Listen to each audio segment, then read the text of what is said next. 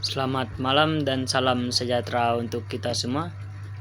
Perkenalkan, nama saya Egdi Suryayuda dengan NIM 24101076 dari Prodi PKK 1 semester 1. Baik, di sini saya akan menjelaskan kembali tentang UTS Ilmu Sosial Dasar.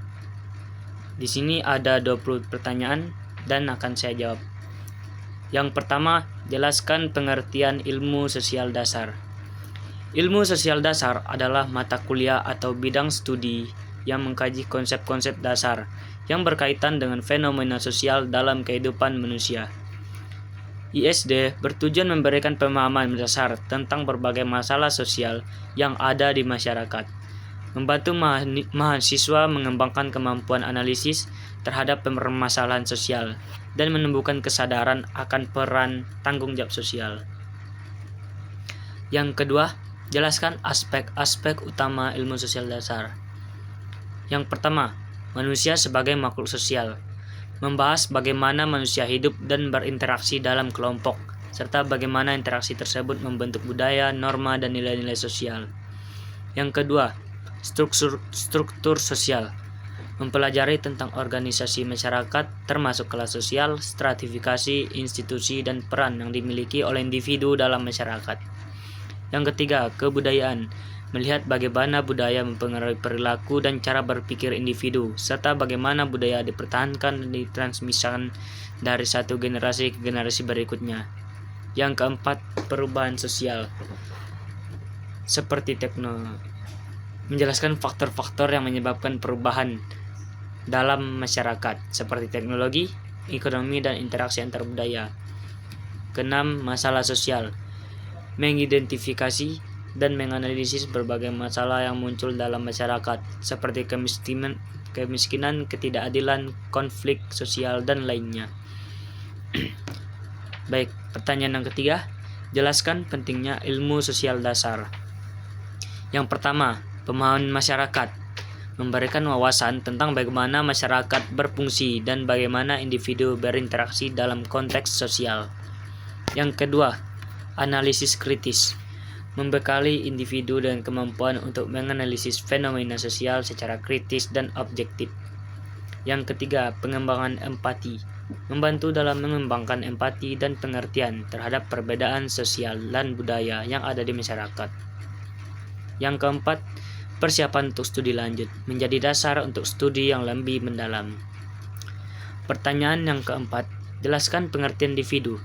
Individu adalah satuan terkecil dari masyarakat yang memiliki ciri-ciri karakteristik serta kepribadian yang unik.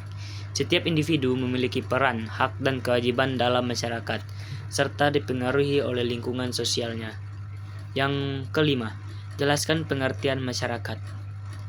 Masyarakat adalah sekumpulan individu yang hidup bersama dalam suatu sistem sosial yang terstruktur. Mereka berinteraksi satu sama lain berdasarkan norma nilai dan kebiasaan yang telah disepakati bersama.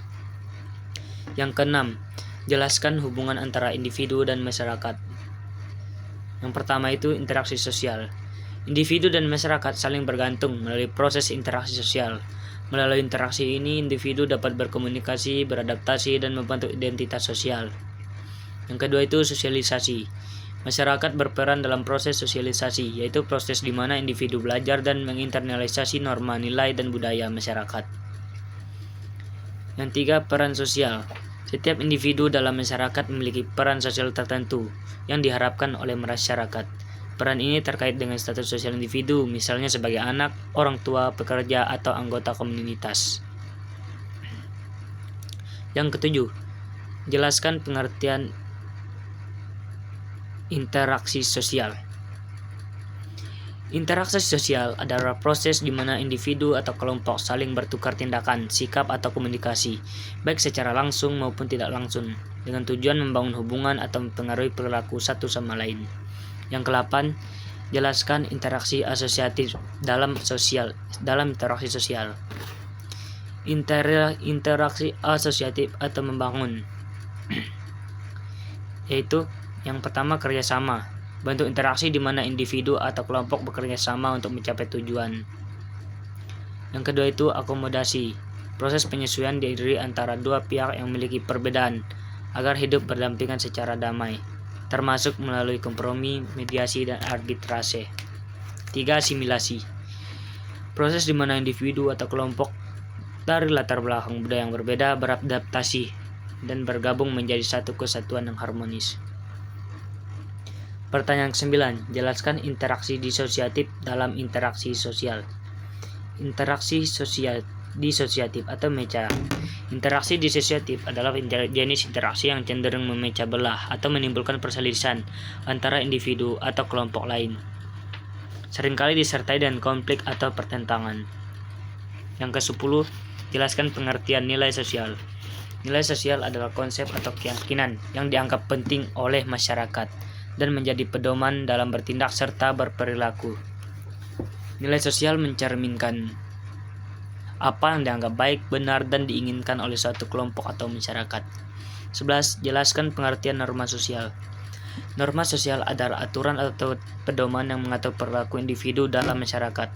Norma sosial menentukan apa yang dianggap boleh dan tidak boleh dilakukan oleh individu dalam konteks tertentu. Yang 12. Jelaskan pengertian kebudayaan.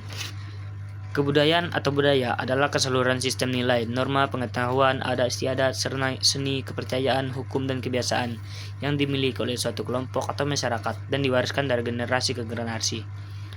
Pertanyaan ke-13. Jelaskan unsur-unsur kebudayaan. Unsur yang pertama, bahasa. Bahasa adalah alat komunikasi yang digunakan oleh anggota masyarakat untuk berinteraksi dan menyampaikan ide, perasaan, serta informasi. Bahasa mencakup bahasa lisan, tulisan, isyarat, dan simbol. Unsur yang kedua, sistem pengetahuan. Sistem pengetahuan meliputi pemahaman dan informasi yang dimiliki oleh masyarakat tentang lingkungan, alam, teknologi, serta cara hidup yang diwariskan secara turun-temurun. 3. Sistem sosial dan organisasi sosial. Sistem sosial mencakup pola hubungan sosial dalam masyarakat seperti keluarga, kelompok, organisasi. Ini termasuk cara masyarakat mengatur interaksi, peran, dan status keluarga. Keempat, sistem peralatan hidup dan teknologi. Sistem peralatan hidup mencakup segala alat teknologi dan benda-benda material yang digunakan oleh masyarakat untuk memenuhi kebutuhan hidup seperti perumahan, pasukan, dan alat-alat kerja. Yang 7, kesenian. Kesenian mencakup semua bentuk ekspresi estetika dalam masyarakat seperti seni rupa, musik, tari, teater, sastra, dan kerajinan tangan. Yang ke-14, jelaskan fungsi kebudayaan. Yang pertama, identitas sosial.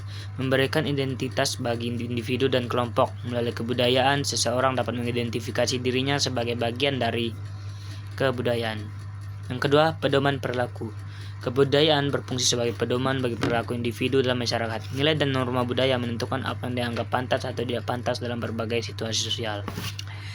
3. Pengendalian sosial. Melalui norma dan sanksi budaya, kebudayaan berfungsi untuk mengontrol perilaku individu dan memastikan keterlibatannya dalam masyarakat. 4. Pengintegrasian dan solidaritas.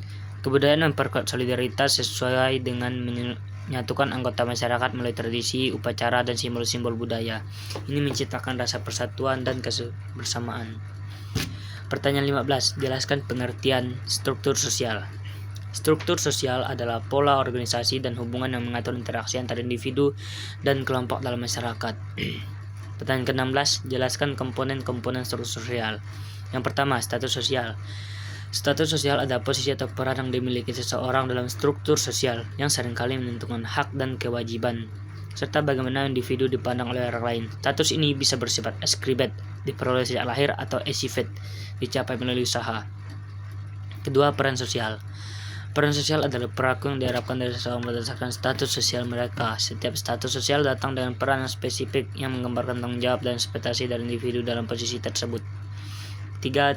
Kelas sosial. Kelas sosial adalah pembagian masyarakat berdasarkan stratifikasi sosial yang biasanya terkait dengan faktor ekonomi, pendidikan, dan kekuasaan. Kelas sosial mencerminkan perbedaan dalam akses terhadap sumber daya dan peluang. Keempat, kelompok sosial. Kelompok sosial adalah kumpulan individu yang saling berinteraksi dan memiliki rasa kebersamaan ada identitas yang sama. Pertanyaan 17. Jelaskan fungsi struktur sosial.